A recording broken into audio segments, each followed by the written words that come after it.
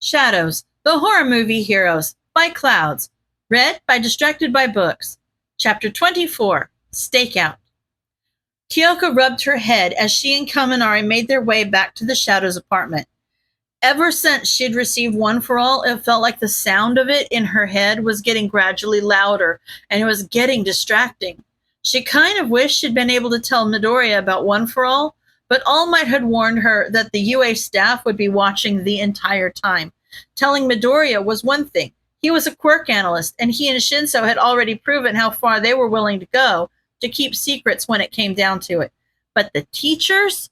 She didn't know any of them, and she also didn't know who else was listening, and All Might definitely wouldn't want news of his quirk getting out. So discussing One for All was entirely off the table. That didn't mean she didn't need the help, though.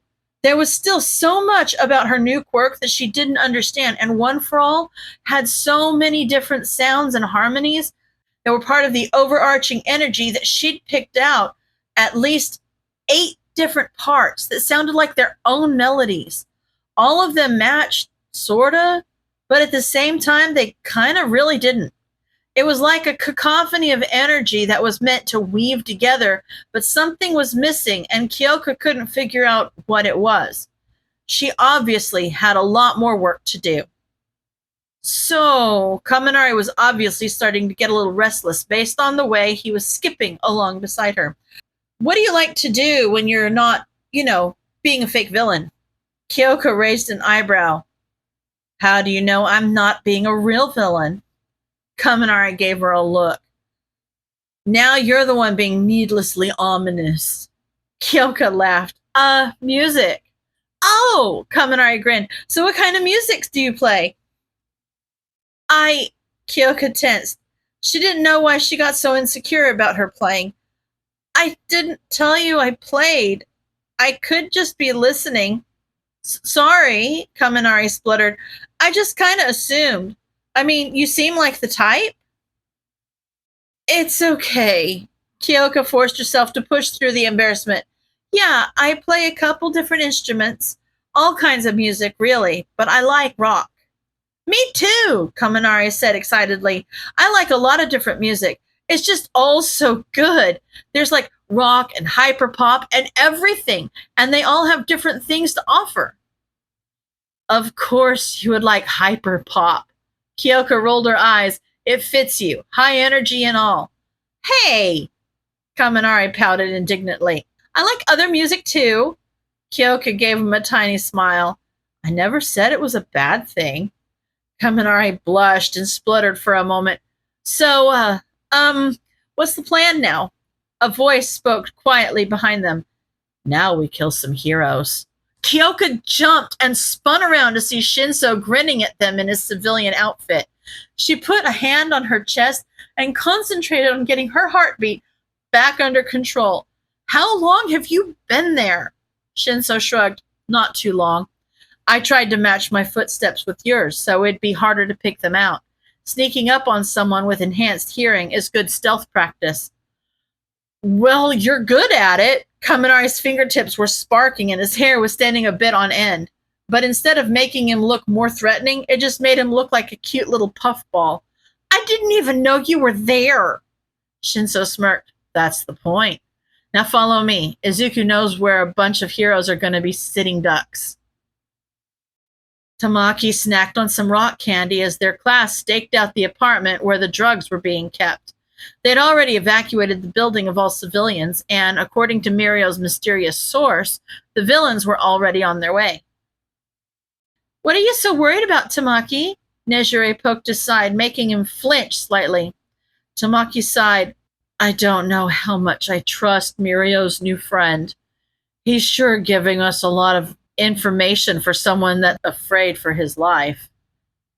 What do you mean? That's his job, Nejire laughed. And killing the snitch is one of the villain's objectives anyway.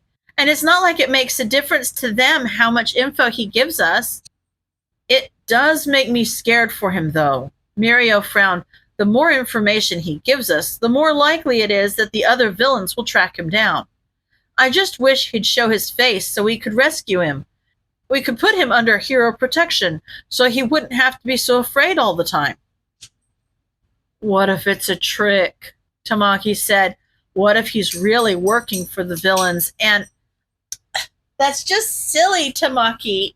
Nejiri rolled her eyes. His tip was good last time, wasn't it?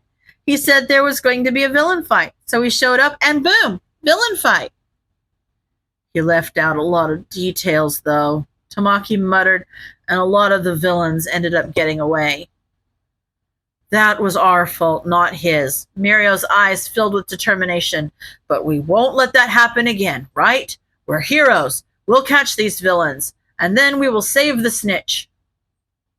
Izuku's voice spoke through Hitoshi's comms. There's a hero, alone on the rooftop, just left of the apartment building. It'll give you a good vantage point of the druggy apartment. Sounds like a plan, Hitoshi responded. Would you like me to bring Sparky and Siren along too? Jiro cocked an eyebrow. Siren? Hitoshi smirked. I heard you talking about your interests in music. A musical genius plus pseudo-mind control? Sounds like a siren to me. I'm not a musical genius, Jiro muttered, blushing, but thank you. I like it, Kaminari said. I'm just Sparky. Why don't I get a badass villain name? Jiro got a mischievous look in her eyes. Because you're not a badass. Kaminari stuck his tongue out at her, but Jiro just smiled back. Her blush hadn't completely faded from earlier, and Hitoshi chuckled under his breath as he watched them, until Izuku's voice in his ear ruined the moment. No, we're going to split you guys up. There's another pair of heroes I want them to take care of. Got it. Hitoshi nodded and turned back to the other two. How do you two feel about a solo mission? Nedzu smiled and sipped his tea. It seems the boys have made an error. The rest of the teachers turned to stare at him, and Gran raised an eyebrow in question. You don't sound too disappointed about that. Oh, on the contrary, Nedzu grinned. I'm rather excited to see how they fix it. End of chapter.